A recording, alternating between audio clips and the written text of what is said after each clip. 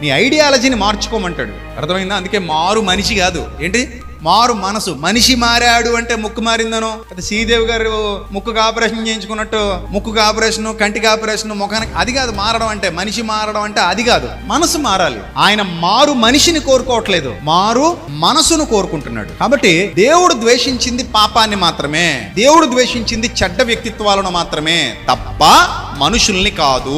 ధర్మశాస్త్ర కాలంలో కూడా ఇతర విశ్వాసాలకు, ఇతర జనాంగాలకు చెందిన వాళ్లను ప్రభు ప్రేమించడం మనం చూసాం. అందులోకి ఒక రూత్ వస్తుందా? రాదా? వస్తుంది. రాహబ్ అనే వేసి వస్తుందా?